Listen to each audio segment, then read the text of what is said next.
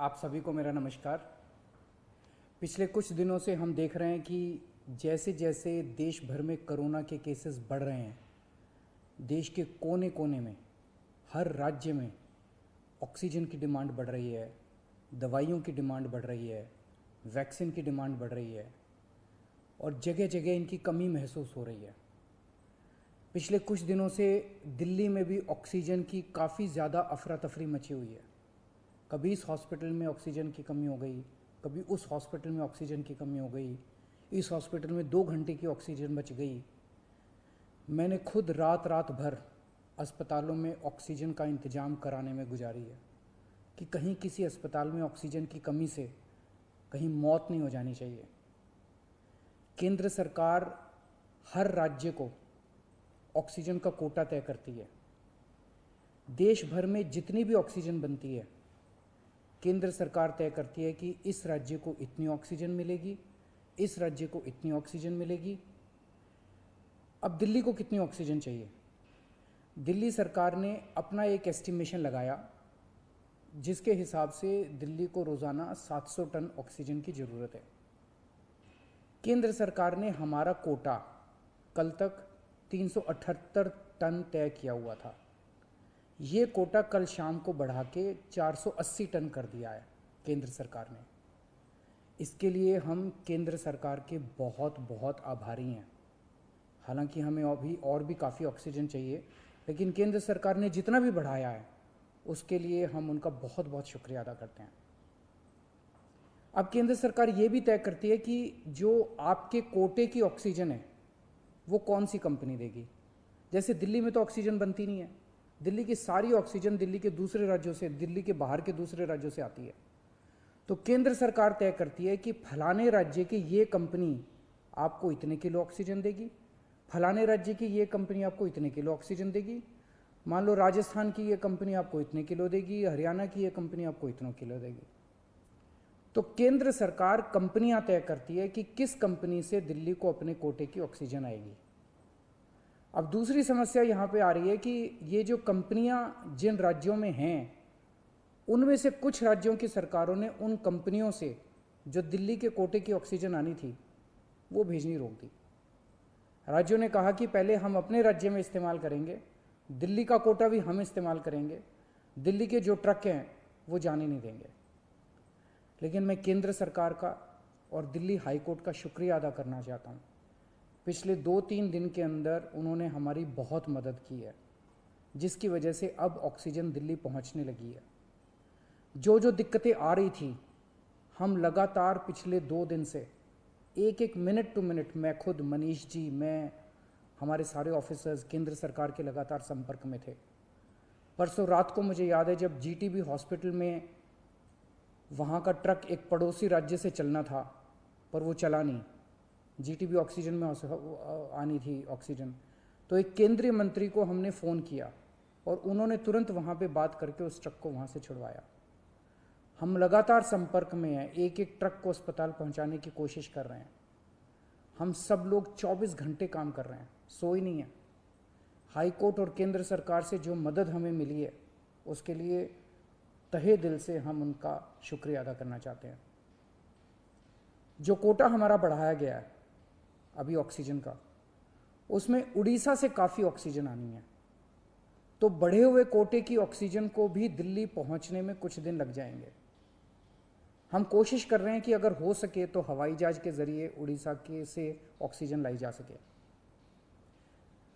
जब हमने लॉकडाउन लगाया था, मैंने आपको बोला था कि ये 6 दिन का जो लॉकडाउन है, ये 6 दिन हम आराम नहीं करने वाले, हम 24 घंटे काम करेंगे। इन 6 दिनों को हम इस्तेमाल करेंगे दिल्ली के हेल्थ इंफ्रास्ट्रक्चर को और सुदृढ़ करने के लिए। इन 6 दिनों में दिल्ली में जो ऑक्सीजन की कमी है उसको ठीक करने के लिए, दिल्ली में जो बेड की कमी है उसको ठीक करने के लिए, और हम 24 घंटे लगे हुए हैं दिल्ली के हेल्थ इंफ्रास्ट्रक्चर को और इम्प्रूव करने के लिए। इस लॉकडाउन के 6 दिन जो हमें मिले हैं, इन 6 दिनों में हम पूरी कोशिश कर रहे हैं। एक और बात, ये बहुत बड़ी आपदा है। इस आपदा में अगर हम सारे लोग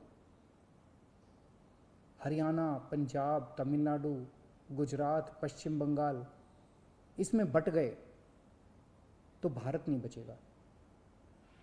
इस वक्त हमें एक दूसरे की मदद करनी है, हमें भारतीय बनना है, हमें इंसान बनना है। देश के लोग आज सभी न्यूज़ चैनल पे देख रहे हैं कि दिल्ली में आने वाला ट्रक किसी और राज्य ने रोक दिया, मध्य प्रदेश में जाने वाला ट्रक फलाने राज्य ने रोक दिया। ये तो ठीक नहीं है, लोग ये नहीं चाहते। देश के लोग आज ये देखना चाहते हैं कि दिल्ली ने किसी दूसरे राज्य की मदद कैसे करी, उत्तर प्रदेश ने किसी राज्य की कैसे मदद की। हम एक साथ मिलके आपदा से लड़ना है हमें, तभी भारत बचेगा। अभी तो समय ये है कि उत्तर प्रदेश वाला दिल्ली की मदद करे, दिल्ली वाला हरियाणा की मदद करे, हरियाणा वाला बिहार की मदद करे, बिहार वाला गुजरात की मदद करे। हम सारे लोग अगर एक दूसरे की मदद करेंगे तभी तो भारत बचेगा। और अगर इतनी मुश्किल घड़ी में भी हम सारे एक दूसरे से लड़ने लग गए तो अगर भारत राज्यों में बट गया इस समय तो फिर भारत को कौन बचाएगा। मेरी सारी नागरिकों से अपील है, सारी सरकारों से अपील है कि आइए मिलके एक होके लड़ते हैं। अगर हम मिलके लड़े एक मुट्ठी बनेगी, हमारे सारे संसाधन मिलके एक साथ इस्तेमाल होंगे, हमारी ताकत बढ़ेगी, हमारी शक्ति बढ़ेगी। और अगर हम बट गए तो फिर कोई हमें नहीं बचा पाएगा। मैं सभी राज्य सरकारों से कहना चाहता हूँ कि दिल्ली का मुख्यमंत्री होने के नाते मेरे से जो बन पड़ेगा, मेरे हाथ में जो होगा, आप मुझसे मांगिए, मैं दूंगा। पूरे देश की मदद करेंगे।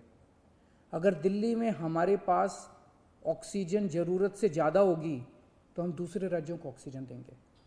अगर हमारे पास किसी दवाई की ज़्यादा मात्रा होगी तो वो भी हम दूसरे राज्य के साथ बांटेंगे। और जब दिल्ली में कोरोना कम होगा और किसी दूसरे राज्य में डॉक्टर्स की ज़रूरत हुई, हम वहाँ डॉक्टर्स भी भेजेंगे। हम सभी भारतवासी हैं, हम अपने देशवासियों की मदद करेंगे, सभी राज्यों की मदद करेंगे, क्योंकि ये बीमारी कोई बॉर्डर देख के नहीं फैलती। मैं उम्मीद करता हूँ कि इसी भावना के साथ हम सभी मिलके एक साथ, सारी सरकारें, केंद्र सरकार, सारी राज्य सरकारें, हम मिलके काम करेंगे, एक भारत बन के काम करेंगे कोरोना को हराने के लिए। हमें पूरी दुनिया के सामने दिखा देना है कि विश्व में सबसे ज़्यादा कोविड केसेस भारत में होने के बावजूद कैसे भारत के लोगों ने, यहाँ की सरकारों ने मिलके कैसे इस आपदा से लड़ाई की, कैसे हमने सारा प्रबंधन किया। भारत के लोग दुनिया को दिखा देंगे कि कैसे एक साथ मिलके इस खतरनाक बीमारी को हमने हराया। जय हिंद। दोस्तों प्लीज हमारे मीडिया टाइम्स चैनल को सब्सक्राइब कीजिए और ये बाजू वाले बेल आइकॉन के बटन को भी जरूर दबाइए ताकि हमारे लेटेस्ट रोजाना आने वाले न्यूज आपको आसानी से मिल सके। Thank you.